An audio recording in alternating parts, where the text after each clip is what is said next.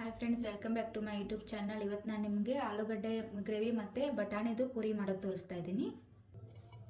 ನಾನು ಫಸ್ಟು ಬಟಾಣಿದನ್ನು ಅದು ಮಿಕ್ಸಿಗೆ ಸ್ವಲ್ಪ ತರಿಯಾಗಿ ರುಬ್ಕೊಂಡ್ಬಿಟ್ಟು ಇದನ್ನು ಪೇಸ್ಟ್ ಮಾಡ್ಕೊತಾ ಇದ್ದೀನಿ. ನಾನು 2 ಕಪ್ಪಷ್ಟು ಬಟಾಣಿ ತೊಗೊಂಡಿದ್ದೀನಿ, ಹಸಿ ಬಟಾಣಿ. ಇವಾಗ ಹಸಿ ಬಟಾಣಿ ಸೀಸನ್ ಇದೆ ಅಲ್ವಾ, ಅದಕ್ಕೋಸ್ಕರಾಗಿ ನಾನು ಇದನ್ನು ತೋರಿಸ್ತಾ ಇದ್ದೀನಿ. 2 ಕಪ್ ಬಟಾಣಿ ತೊಗೊಂಡಿದ್ದೀನಿ. ಸ್ವಲ್ಪ ಇಷ್ಟು ಶುಂಠಿ ತೊಗೊತಾ ಇದ್ದೀನಿ. ಇದನ್ನು ಪೀಸ್ ಮಾಡಿ ಇದರಲ್ಲಿ ಹಾಕ್ತಾಯಿದ್ದೀನಿ. 2 ಅಥವಾ 3 ಮೆಣಸಿನ್ಕಾಯಿನ ತೊಗೊತಾ ಇದ್ದೀನಿ. ಖಾರ ತಕ್ಕಂಗೆ ನೋಡ್ಬಿಟ್ಟು ಹಾಕ್ಕೋಬೇಕು. ಇದನ್ನು ನಾನು ತರಿಯಾಗಿ ರುಬ್ಕೊತೀನಿ. ನೋಡಿ, ಈ ಥರ ಇರಬೇಕು. ಈ ಥರ ನಾನು ರುಬ್ಕೊಂಡಿದ್ದೀನಿ. ನೋಡಿ, ಬಟಾಣಿ ಇರಬಾರ್ದು, ಸ್ವಲ್ಪ ಈ ಥರ ರಫ್ ಆಗಿದ್ದರೆ ಚೆನ್ನಾಗಿರುತ್ತೆ. ಒಂದು 2 ಸ್ಪೂನಷ್ಟು ಎಣ್ಣೆ ಹಾಕ್ಕೊತಾ ಇದ್ದೀನಿ. ಒಂದು ಸ್ವಲ್ಪ ಎಣ್ಣೆ ಹಾಕ್ಕೊಂಡ್ಬಿಟ್ಟು ಇದು ಬಟಾಣಿನ ಹಸಿ ವಾಸನೆ ಹೋಗೋವರೆಗೂ ನಾವು ಇದನ್ನು ಫ್ರೈ ಮಾಡ್ಕೋಬೇಕು. ಬರೀ ಇದಕ್ಕೆ ಹಸಿಮೆಣಸಿನ್ಕಾಯಿ, ಶುಂಠಿ ಅಷ್ಟೇ ಹಾಕೋದು, ಬೇರೆ ಏನು ಮಸಾಲೆ ಹಾಕಲ್ಲ.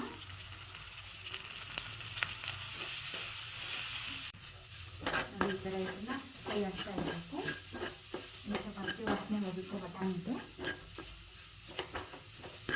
ಸಿಮ್ಮಲ್ಲಿ ಇಟ್ಕೊಂಡ್ಬಿಟ್ಟು ಮಾಡ್ತಾ ಇರಬೇಕು. ನೋಡಿ, ಈ ಥರ ಹಸಿ ವಾಸನೆವರೆಗೂ ಉಟ್ಕೋಬೇಕು. ಇದಕ್ಕೆ ಸ್ವಲ್ಪ ನೀರು ಅನಿಸೋದು ಕಮ್ಮಿ ಆದಮೇಲೆ ಡ್ರೈ ಆಗುತ್ತಲ್ಲ, ಆವಾಗ ಇದನ್ನು ಗ್ಯಾಸ್ ಆಫ್ ಮಾಡ್ತೀನಿ. ಗ್ಯಾಸ್ ಆಫ್ ಮಾಡಿಬಿಟ್ಟು ಸ್ವಲ್ಪ ತಣ್ಣಗಾದ್ಮೇಲೆ ಒಂದು 5 ನಿಮಿಷ ಬಿಟ್ಟು ಇದಕ್ಕೆ ಉಪ್ಪು ಹಾಕ್ತೀನಿ. ನಾನು ಇದಕ್ಕೆ ಪೂರಿಗೋಸ್ಕರ ನಾನು ಆಲೂಗಡ್ಡೆ ಗ್ರೇವಿ ಮಾಡ್ಕೊತಾ ಇದ್ದೀನಿ. ಆಲೂಗಡ್ಡೆ ಗ್ರೇವಿಗೆ 2 ಆಲೂಗಡ್ಡೆ ತೊಗೊಂಡಿದ್ದೀನಿ, 2 ಈರುಳ್ಳಿ, 3 ಟೊಮೆಟೊ, ಸ್ವಲ್ಪ ಶುಂಠಿ, ಸ್ವಲ್ಪ ಬೆಳ್ಳುಳ್ಳಿ, 2 ಹಸಿಮೆಣಸಿನ್ಕಾಯಿ ತೊಗೊಂಡಿದ್ದೀನಿ. ನಾನು ಆಲೂಗಡ್ಡೆ ಗ್ರೇವಿ ಮಾಡ್ಕೊತಾ ಇದ್ದೀನಿ. ಆಲೂಗಡ್ಡೆಗೆ ಸ್ವಲ್ಪ ಎಣ್ಣೆ ಹಾಕ್ಕೊತಾ ಇದ್ದೀನಿ. ಡೈರೆಕ್ಟಾಗಿ ಕುಕ್ಕರಲ್ಲೇ ಮಾಡ್ತೀನಿ ನಾನು. ಒಂದು 2-3 ಸ್ಪೂನ್ ಎಣ್ಣೆ ಹಾಕ್ಕೊಂಡಿದ್ದೀನಿ.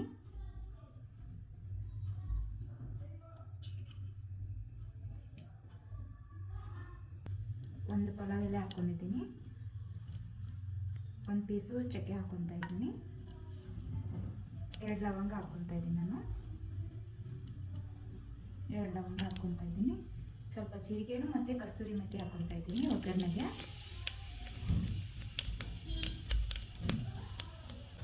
ಈಗ ಆಲೂಗಡ್ಡೆ ಹಾಕ್ಕೊತಾ ಇದ್ದೀನಿ. ತುಂಬ ಚಿಕ್ಕದಾಗಿ ಕಟ್ ಮಾಡಬಾರ್ದು, ಮೀಡಿಯಮ್ ಸೈಜಲ್ಲಿ ಈ ಥರ ಕಟ್ ಮಾಡಿದ್ದೀನಿ. ಇದನ್ನು ಸ್ವಲ್ಪ ಒಗ್ಗರಣೆಗೆ ಫ್ರೈ ಮಾಡ್ಕೋಬೇಕು. ಒಂದು 15 ನಿಮಿಷ ಆಲೂಗಡ್ಡೆ ಫ್ರೈ ಮಾಡ್ಕೋಬೇಕು. ಚೆನ್ನಾಗಿ ಫ್ರೈ ಆದರೆ ಆಲೂಗಡ್ಡೆ ನೀಟಾಗಿ ಕುಕ್ಕರಲ್ಲಿ ಚೆನ್ನಾಗಿ ಬೇಯುತ್ತೆ. ಇಲ್ಲಾಂದರೆ ನೀಟಾಗಿ ಫ್ರೈ ಮಾಡಿಲ್ಲ ಅಂದರೆ ಅದು ಒಂಥರ ಬೆಂದಂಗಾಗುತ್ತೆ. ಇದು ಫ್ರೈ ಆಗೋ ಗಂಟೆ ನಾನು ಮಸಾಲೆ ರೆಡಿ ಮಾಡ್ಕೊತೀನಿ. ಇದು ಮಸಾಲೆಗೆ ಇಟ್ಕೊಳ್ಳೋಕ್ಕೆ ನಾನು 2 ಈರುಳ್ಳಿ ತೊಗೊಂಡಿದ್ದೀನಿ. 2 ಚಿಕ್ಕದಾಗಿ 2 ಈರುಳ್ಳಿ ತೊಗೊಂಡಿದ್ದೀನಿ. ಈ ಥರ ಪೀಸಸ್ ಮಾಡಿ ಹಾಕಬೇಕು.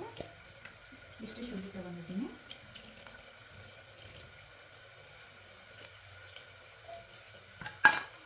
2 ಹಸಿಮೆಣಸಿನ್ಕಾಯಿ ಹಾಕ್ತಾಯಿದ್ದೀನಿ. 2 ಹಸಿಮೆಣಸಿನ್ಕಾಯಿ, ಒಂದು 4-5 ಹೆಸರು ಬೆಳ್ಳುಳ್ಳಿ ಹಾಕ್ತಾಯಿದ್ದೀನಿ. ಈ ಗ್ರೇವಿಗೆ ಈ ಥರನೇ ರುಬ್ಕೊಂಡು ಮಾಡಿದ್ರೆ ಚೆನ್ನಾಗಿರುತ್ತೆ. ಬೆಳ್ಳುಳ್ಳಿ ಹಾಕ್ತಾಯಿದ್ದೀನಿ. 2 ಅಥವಾ 3 ಮೀಡಿಯಮ್ ಸೈಜ್ ಟೊಮೆಟೊ ತೊಗೊಂಡಿದ್ದೀನಿ. 3 ಟೊಮೆಟೊ ತೊಗೊಂಡಿದ್ದೀನಿ. ಇದನ್ನು ಟೊಮೆಟೊ ಮತ್ತು ಈರುಳ್ಳಿ ಎಲ್ಲ ಒಟ್ಟಿಗೆ ರುಬ್ಕೋಬೇಕು. ಇದು ಮಿಕ್ಸಿ ಮಾಡ್ತೀನಿ ನಾನು ಇವಾಗ. ನೋಡಿ, ಆಲೂಗಡ್ಡೆ ಈ ಥರ ಫ್ರೈ ಹಾಕಬೇಕು. ನಾನು ಟೊಮೆಟೊ ಮತ್ತು ಈರುಳ್ಳಿ, ಹಸಿಮೆಣಸಿನ್ಕಾಯಿ, ಶುಂಠಿ ಎಲ್ಲ ಹಾಕಿದ್ಮೇಲೆ ಇದು ರುಬ್ಕೊಂಡಿದ್ದು ಈ ಪೇಸ್ಟ್ ಹಾಕ್ತಾಯಿದ್ದೀನಿ. ಸ್ವಲ್ಪ ನೀರು ಹಾಕ್ಕೊಂಡ್ಬಿಟ್ಟು ಟೊಮೆಟೊ ಎಲ್ಲ ನೀಟಾಗಿ ತೊಗೊಂಡಿದ್ದೀನಿ. ಇದಕ್ಕೆ ಇವಾಗ ನಾವು ಅರಿಶಿನ ಪುಡಿ 1 ಸ್ಪೂನು, ಒಂದು ಸ್ಮಾಲ್ ಸ್ಪೂನಿಂದ 1 ಸ್ಪೂನ್ ಅರಿಶಿನ ಪುಡಿ ಹಾಕ್ಕೊಂಡಿದ್ದೀನಿ.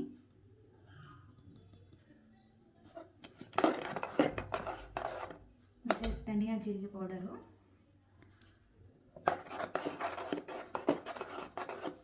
ಧನಿಯಾ ಪೌಡರ್, ಜೀರಿಗೆ ಪೌಡರು ಮತ್ತು ಗರಂ ಮಸಾಲ ಹಾಕ್ಕೊಂಡಿದ್ದೀನಿ. 1 ಅಥವಾ 2 ಸ್ಪೂನು ಖಾರದ ಪುಡಿ ಹಾಕ್ಕೊತಾ ಇದ್ದೀನಿ. ಖಾರ ನೋಡಿಬಿಟ್ಟು ನಿಮಗೆ ಖಾರ ತಕ್ಕಂಗೆ ಹಾಕ್ಕೊಳ್ಳಿ. ಸ್ವಲ್ಪ ಚೆನ್ನಾಗಿ ಫ್ರೈ ಆಗಬೇಕು ಟೊಮೆಟೊ. ರುಚಿಗೆ ನೋಡಿಬಿಟ್ಟು ಉಪ್ಪು ಹಾಕ್ಕೋಬೇಕು. 2 ಸ್ಪೂನ್ ಸ್ಮಾಲ್ ಸ್ಪೂನಿಂದ 2 ಸ್ಪೂನ್ ಉಪ್ಪು ಹಾಕ್ಕೊಂಡಿದ್ದೀನಿ. ಇದು ಚೆನ್ನಾಗಿ ಸ್ವಲ್ಪ ಒಂದು 5 ನಿಮಿಷ ಹಿಂಗೆ ಇದು ಬಾಯ್ಲ್ ಆಗಬೇಕು. ಸ್ವಲ್ಪ ಹಸಿ ವಾಸನೆ, ಟೊಮೆಟೊ ಹಸಿ ವಾಸನೆ ಹೋಗಬೇಕು. ಹಾಗಾಗಿ ಸ್ವಲ್ಪ ಬಾಯ್ಲ್ ಮಾಡಬೇಕು. ನೋಡಿ, ಈ ಥರ ಇದು ಒಂದು 5 ನಿಮಿಷ ಕುದ್ದಿದೆ.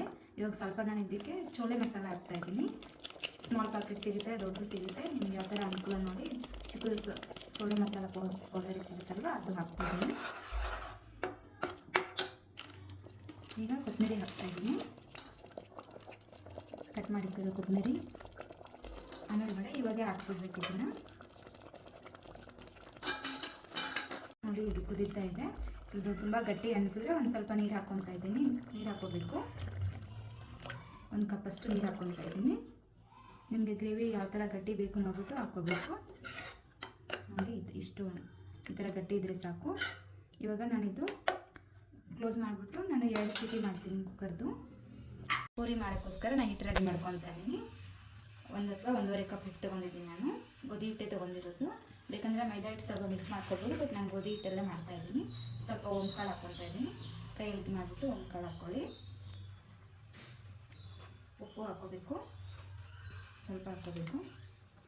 1-2 ಸ್ಪೂನಷ್ಟು, 2 ಅಥವಾ 3 ಸ್ಪೂನಷ್ಟು ಎಣ್ಣೆ ಹಾಕ್ಕೊತಾ ಇದ್ದೀನಿ.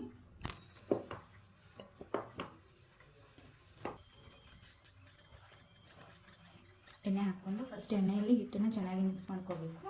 ನೀವು ಸಡನ್ನಾಗಿ ನೀರು ಹಾಕ್ಕೋಬಾರ್ದು. ಎಣ್ಣೆಯಲ್ಲಿ ಚೆನ್ನಾಗಿ ಹಿಟ್ಟನ್ನು ಈ ಥರ ಕಲಿಸ್ಕೊಂಡು ಈ ಥರ ಚೆನ್ನಾಗಿಟ್ಟು ಎಣ್ಣೆಯಲ್ಲಿ ಈ ಥರ ಉಂಡೆ ಹಾಕಬೇಕು. ಆವಾಗ ಪೂರಿ ಚೆನ್ನಾಗಿ ನೀರು ಹಾಕ್ಕೊಂಡು ಗಟ್ಟಿಯಾಗಿ ಕಲಿಸ್ಕೋಬೇಕು. ತುಂಬ ಮೆತ್ತಗೆ ಚಪಾತಿ ಹಿಟ್ಟು ಥರ ಕಲಿಸ್ಕೋಬಾರ್ದು. ಪೂರಿ ಹಿಟ್ಟಿಗೆ ಹಿಟ್ಟು ಸ್ವಲ್ಪ ಗಟ್ಟಿ ಇರಬೇಕು.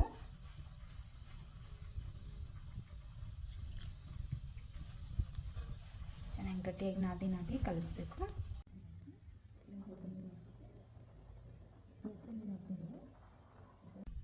ಈ ಥರ ನೋಡಿ ಎಷ್ಟಿದ್ರೆ ಸಾಕು ಹಿಟ್ಟು. ತುಂಬ ಗಟ್ಟಿನೇ ಬೇಡ, ಯಾಕಂದರೆ ನಾವು ಬಟಾಣಿ ಇದರಲ್ಲಿ ತುಂಬಿಟ್ಟು ಪೂರಿ ಮಾಡ್ತಾ ಇರೋದಲ್ವ, ಹಾಗಾಗಿ ಸ್ವಲ್ಪ ಸಾಫ್ಟಾಗಿರಬೇಕು. ನಾರ್ಮಲ್ ಪೂರಿ ಅಂದರೆ ತುಂಬ ಗಟ್ಟಿ ಹಿಟ್ಟು ಕಲಿಸ್ಕೊತೀವಿ. ಈ ಥರ ಪೂರಿ ಅಂದರೆ ಅದರ ಸ್ಟಫಿಂಗ್ ಮಾಡ್ತಾ ಇರೋದಂದರೆ ಸ್ವಲ್ಪ ಸಾಫ್ಟಾಗಿರಬೇಕು. ಒಂದು 5 ನಿಮಿಷ ಇದು ಮುಚ್ಚಿಡ್ತೀನಿ, ಸ್ವಲ್ಪ ಹಿಟ್ಟು 5 ನಿಮಿಷ ನೆನೆಲಿ. ನೋಡಿ ಇದು ತಣ್ಣಗಾಗಿದೆ. ಇವಾಗ ನಾನು ಇದನ್ನು ಉಪ್ಪು ಹಾಕ್ಬಿಟ್ಟು ನೀಟಾಗಿ ಮಿಕ್ಸ್ ಮಾಡ್ಕೊತೀನಿ. ಈಗ ಇದಕ್ಕೆ ಉಪ್ಪು ಹಾಕ್ಕೊತಾ ಇದ್ದೀನಿ.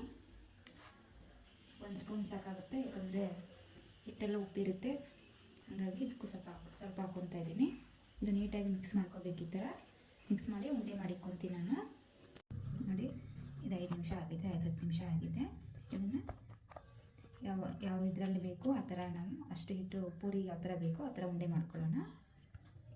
ಯಾವ ಥರ ಸೈಜು ದೊಡ್ಡದ ಸ್ವಲ್ಪ ಚಿಕ್ಕದು ಆ ಥರ ಮಾಡ್ಕೊಬೋದು. ನಮ್ಗೆ ಯಾವ ಸೈಜಲ್ಲಿ ಬೇಕು ಆ ಸೈಜಲ್ಲಿ. ನೋಡಿ ಇಷ್ಟು ದೊಡ್ಡದು ಮಾಡ್ಕೊಂಡಿದ್ದೀನಿ. ಈ ಥರದ್ದು ಇದು ಈ ಸೈಜಲ್ಲಿ ಉಂಡೆ ಮಾಡ್ಕೊಂಡಿದ್ದೀನಿ. ಈ ಸೈಜಲ್ಲಿ ನಿಮ್ಗೆ ಯಾವ ಸೈಜ್ ಬೇಕೋ ಆ ಥರ ಮಾಡ್ಕೋಬೋದು. ತುಂಬ ದೊಡ್ಡದು ಚೆನ್ನಾಗಿರಲ್ಲ, ಮೀಡಿಯಮ್ ಸೈಜ್ ಅಂದರೆ ಚೆನ್ನಾಗಿರುತ್ತೆ, ಇಲ್ಲ ಅಂದರೆ ತುಂಬ ಹೆವಿ ಅನ್ನಿಸ್ಬಿಡುತ್ತದು. ಇವಾಗ ಇದನ್ನು ಪೂರಿ ಮಾಡ್ಕೊಳ್ಳೋದು ತೋರಿಸ್ತೀನಿ. ನಾನು ಇವಾಗ ಪೂರಿ ಮಾಡ್ಕೊತಾ ಇದ್ದೀನಿ. ಇಲ್ಲಿ ಎಣ್ಣೆ ಕಾಯಕ್ಕೆ ಇಟ್ಟಿದ್ದೀನಿ ನಾನು. ಈ ಥರ ಒಂದು ಸ್ವಲ್ಪ ಲಟ್ಟಿಸ್ಕೋಬೇಕು, ಜಾಸ್ತಿ ಬೇಡ. ಈ ಥರ ಮಾಡ್ಕೊಂಬಿಟ್ಟು ಇದು ಇದರಲ್ಲಿ ಈ ಥರ ಸ್ಟಫಿಂಗ್ ಮಾಡ್ಕೋಬೇಕು. ಹಿಟ್ಟು ಬೇಕಂದರೆ ಹಿಟ್ಟು ಹಚ್ಕೊಳ್ಳಿ, ಇಲ್ಲಾಂದರೆ ಬೇಡ ಅಂದರೆ ಹಿಟ್ಟು ಬೇಕಾಗೋದಿಲ್ಲ. ತುಂಬ ಏನಾದರೂ ಮನೆಗೆ ಇದು ಆಗ್ತಾಯಿದ್ರೆ ನೋಡಿ ಈ ಥರ ಮಾಡ್ಕೊಂಬಿಟ್ಟು ಈ ಥರ ಸ್ವಲ್ಪ ಇದು ಮಾಡಬೇಕು. ಬಟಾಣಿ ಎಲ್ಲ ಕಡೆ ಇದು ಆಗಬೇಕು. ಅದು ಬೇಕನ್ಸಿದ್ರೆ ಮಾತ್ರ ಸ್ವಲ್ಪ ಹಿಟ್ಟು ಹಾಕ್ಕೋಬೇಕು, ಇಲ್ಲಾಂದರೆ ಹಿಟ್ಟು ಏನು ಬೇಕಾಗಲ್ಲ. ಒಂದು ಸ್ವಲ್ಪ ಹಾಕ್ಕೋಬೇಕು. ನೋಡಿ ಎಲ್ಲ ಸೈಡು ನೀಟಾಗಿ ಲಟ್ಟಿಸ್ಬೇಕು, ಇಲ್ಲಾಂದರೆ ಒಂದು ಕಡೆ ಹಿಟ್ಟು ಒಂದು ಕಡೆ ಬಟಾಣಿ ಹುಡ್ಕೊಂಡ್ಬಿಡುತ್ತೆ. ಯಾವುದು ಎಷ್ಟು ಸೈಜ್ ದೊಡ್ಡದು ಬೇಕೋ ಆ ಥರ ಪೂರಿ ಯಾವ ಥರ ಸೈಜ್ ಇರುತ್ತೆ ಆ ಸೈಜಲ್ಲಿ ಲಟ್ಟಿಸ್ಕೊಳ್ಳಿ. ನೋಡಿ ಇಷ್ಟು ಲಟ್ಟಿಸ್ಕೊಂಡಿದ್ದೀನಿ ನಾನು. ನೋಡಿ ಈ ಥರ ಜಾಸ್ತಿ ಇದು ಮಾಡಬಾರ್ದು, ಸಾಫ್ಟಾಗಿ ಇದು ಮಾಡಿದ್ರೆ ಅದು ಇದು ಬರಲ್ಲ, ಹೊಡೆಯಲ್ಲ. ಇಲ್ಲಾಂದರೆ ತುಂಬ ಗಟ್ಟಿಯಾಗಿ ಪ್ರೆಸ್ ಮಾಡಿದ್ರೆ ಇದು ಆಗುತ್ತೆ. ಈ ಥರ ನೋಡಿ ಈ ಥರ ಮಾಡ್ಕೋಬೇಕು. ಈ ಥರ ಮಾಡ್ಕೊಂಡ್ರೆ ಎಲ್ಲ ಕಡೆ ನೀಟಾಗಿ ಬಟಾಣಿಗಾಗುತ್ತೆ, ನಮ್ಗೆ ಈ ಥರ ಮಾಡೋಕ್ಕೆ ಈಸಿ ಆಗುತ್ತೆ. ಇವಾಗ ಇದೇ ಥರ ಎಲ್ಲ ಪೂರಿನೂ ನಾನು ಮಾಡ್ಕೊತೀನಿ. ನೋಡಿ ಈ ಥರ ಎಲ್ಲ ಮಾಡ್ಕೊಂಡು ಲಟ್ಟಿಸ್ಕೊಂಡಿದ್ದೀನಿ ನಾನು. ಇದನ್ನು ಇವಾಗ ಫ್ರೈ ಮಾಡ್ಕೊಳ್ಳೋಣ. ಒಂದೊಂದೇ ಪೂರಿ ಮಾಡಬೇಕು, ಅಂದರೆ ನಾನು ಕಡಾಯಿ ಚಕ್ಕೆ ತೊಗೊಂಡಿದ್ದೀನಿ, ಹಾಗಾಗಿ ಒಂದೊಂದೇ ಪೂರಿ ಮಾಡಬೇಕು.